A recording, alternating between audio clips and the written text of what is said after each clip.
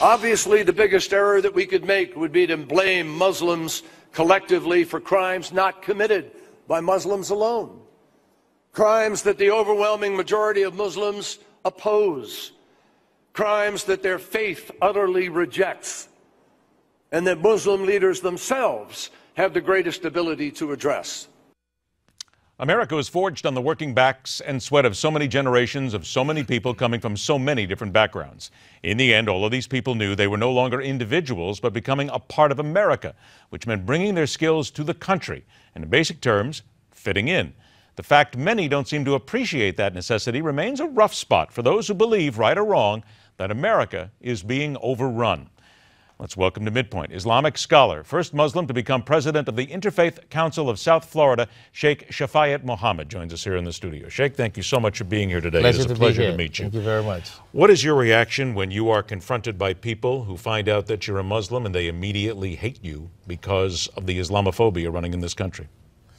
Well, you know, in my perspective, when I look at people having that sort of misunderstanding, as I would put it, I think it's a lack of education.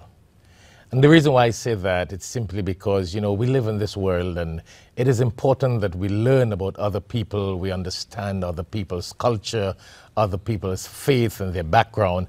And if we would have a little more understanding of other people's faith and upbringing and lifestyle, we would be able to realize that terrorists and ISIS and Al-Qaeda are a different kind of people. They're like criminals. You know, we're all human beings.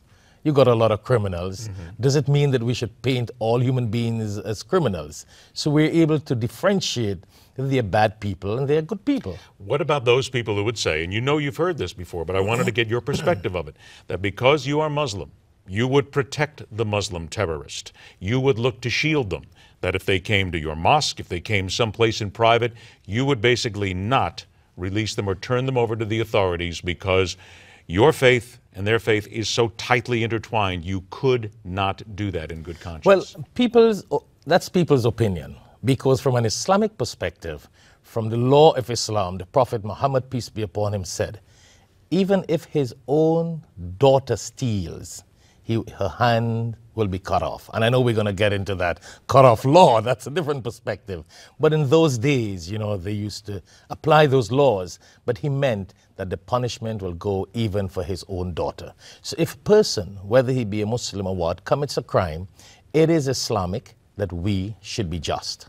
Okay, but there are those people who believe that you're talking about the old Quran, if you would, the way the Quran originated with the cutting off of a hand, the cutting off of body parts. They would say that you as a Muslim here in the 21st century, you still believe in that. No, I don't believe in that. In those days, those were the laws. I mean, even Jesus, in his time, when the woman committed adultery, he said, let that person who committed no sin throw the first stone, which means that in the time of Moses and Jesus, that was the law. And I'm not saying we should apply that law today. We should not. We should not. I'm saying we should not apply. We're in a different time, a different world, different laws.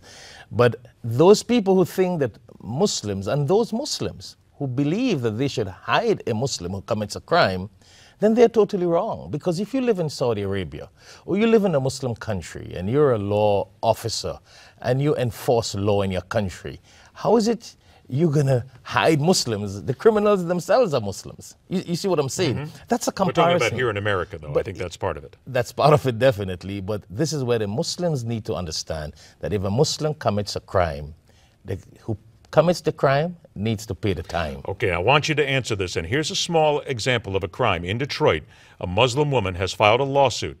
She has accused police of violating her constitutional rights by making her remove her headscarf. They arrested her for driving on a suspended license. The officers wanted to make sure that it was the same person in the picture. They asked her to remove the scarf. She claims she didn't have to. She claims religious persecution. This is what I think a lot of people are angry about.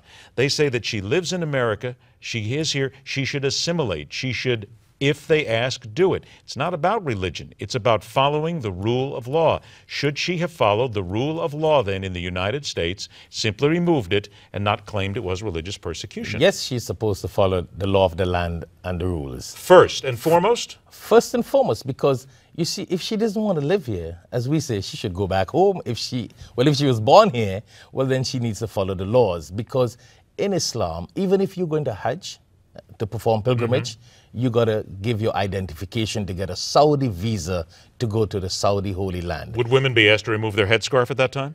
Well, the Saudi government does not necessarily ask you to remove your headscarf, but they take a photo of you.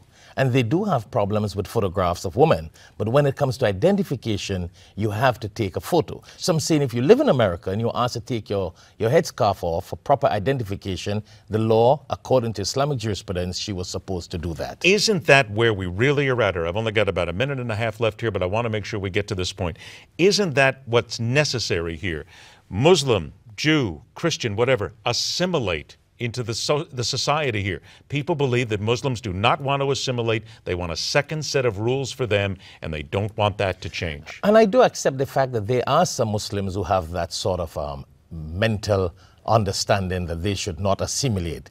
But that's not the true Islamic way of life. Those who do that really do not represent what true Islam is. So you were saying if you were to speak to your friends, other fellow Muslims, you would say, if you live here in America, the right thing to do is to be a part of America, assimilate into the culture, keep your individuality of your religious beliefs, but still be a part of the society and act according to the law of the society. And I strongly believe that because I'm originally from Trinidad and Tobago, and we are from a multicultural, multi-faith society.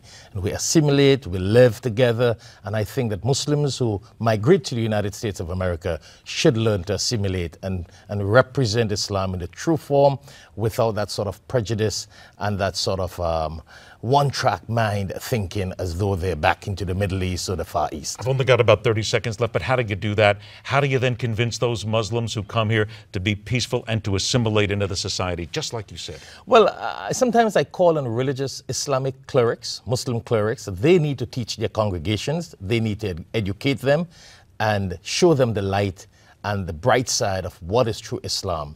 Because a lot of times Muslim clerics keep the true Islam away from the general public, and that makes the congregation a sort of close-minded when they live in a society like Muslim this. clerics don't always teach the Quran, do they? They kind of put their own spin on it. Yes, they allow their culture to brainwash them and they see things through their culture, which is also wrong. And I hope that we've had at least a chance here to go ahead and throw some light into this conversation as well.